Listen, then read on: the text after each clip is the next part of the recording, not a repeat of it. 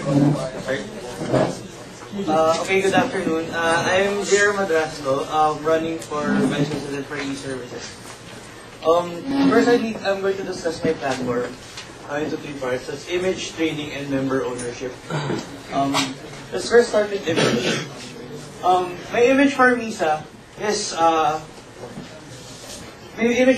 to be seen not just as an organization that provides web development services, but for MISA to be seen as an organization that provides IT solutions.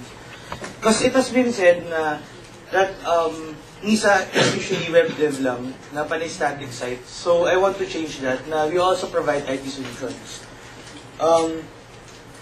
Though we will continue to find web development service because yun yung continuous income natin as of now. We will also expand our clientele and accept services that will require our members to use their IT skills in providing IT solutions. So next is how do we do that? Through training. For MISA to be, I wish MISA to be an organization where its members can be given opportunities for improving their skills constantly. But it is not only through programming languages and such. Plan kong i-improve pa yun. How? It is achievable by continuing the training events of the members, like through MISA Campo and the like, but not limiting the practice they receive only to the duration of the training session. Because usually, MISA Campo is constricted to the 5-day and 3-day trainings. It usually stops there. What I plan is may constant training pa rin of the members na pare-retain yung knowledge nila. Pero not just in programming languages, but also i-improve ko siya through SAE learnings as well. So i-improve para instead of web dev na, medyo mag-upgrade tayo to an IT solution.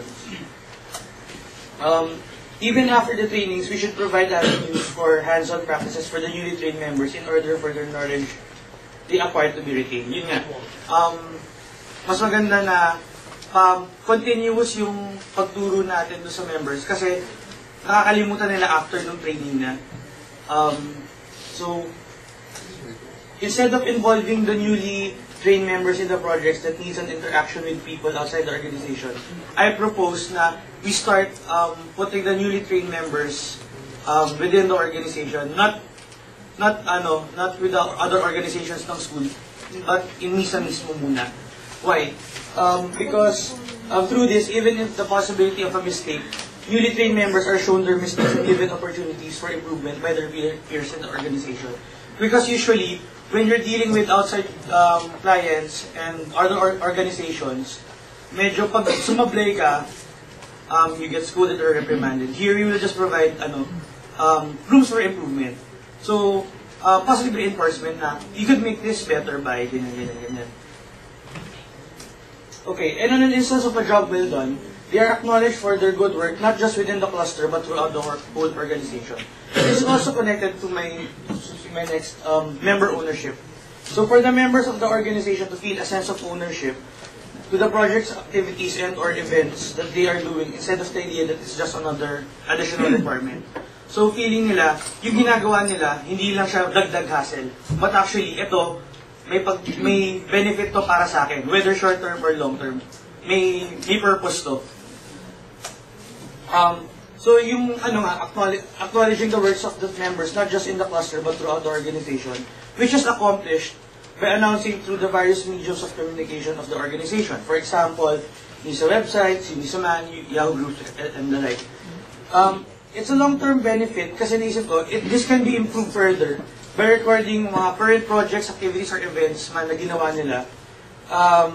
Yung member ng ginawa, kahit anong within the org na ginawa niya, re-record na natin, maybe system or whatnot. Point is, naka-record siya. Why? Kasi beneficial siya sa members as a long-term event, especially when they look back to these records when they need to recall it. Kaya, for example, beneficial siya specifically sa mga freshmen at sophomore ngayon na, at saka yung mga upcoming na sasali sa MISA. Why? Kasi, lahat ng yung ginawa nila, re-record mo na lang yun, tapos, pag dumating na yung time na kailangan, for example, OJT, or for example, gagawa ka ng resume for work, hindi ka na mag-isip na, ano ba mga ginawa ko? So, yun, Elementary platform ulit, it's image training and member ownership. So that's all. Thank you. Question?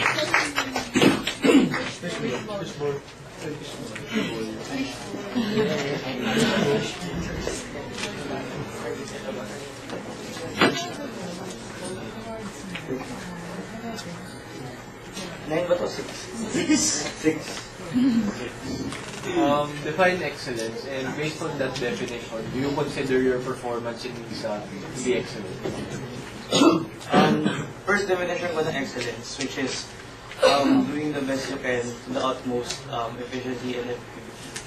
And I feel na my work in MISA has been excellent. Not just with the projects na natask sa akin, but also doing more, parang even without my returns. So, for an example siguro is yung when I got being part of like the Ateneo Ondoy site, na hindi siya actually part ng MISA project, pero I returned something back to the community. Yun yung mga things na I consider parang part ng pagiging excellent.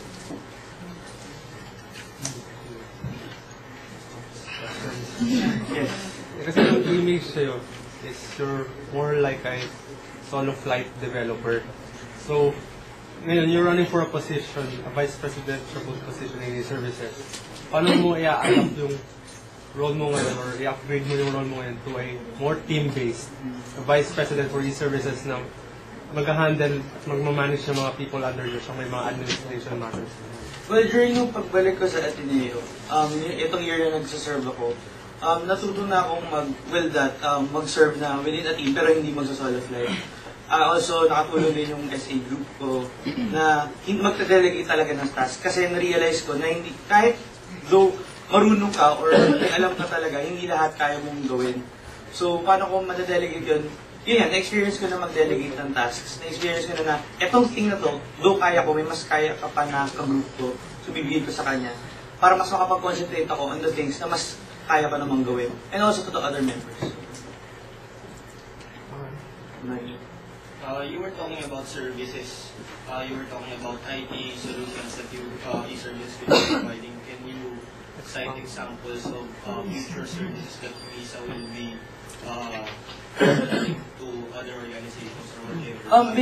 Basically kasi, though we will continue pa rin to make static websites for organizations, magpo-provide din tayo ng mga SA na, kunyari may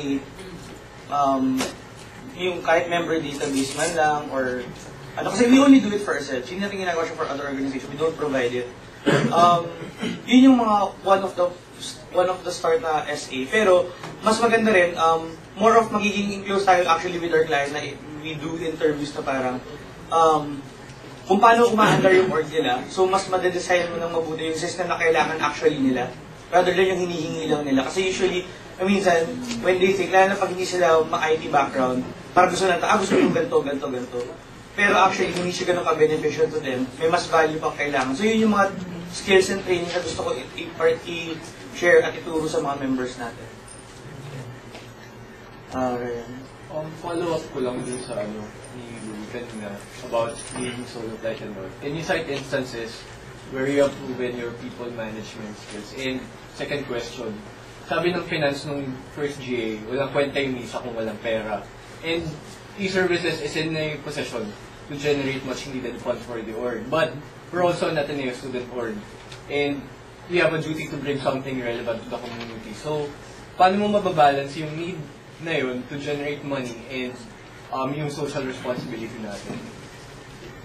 Okay. First question. Cite instances of where you have proven your people management skills. Well, pinaka-recent, for my systems analysis and design class, yun, nakapag-delegate talaga ako ng task. Kasi specifically, 5-man team kami, usually, 3 din nag-work.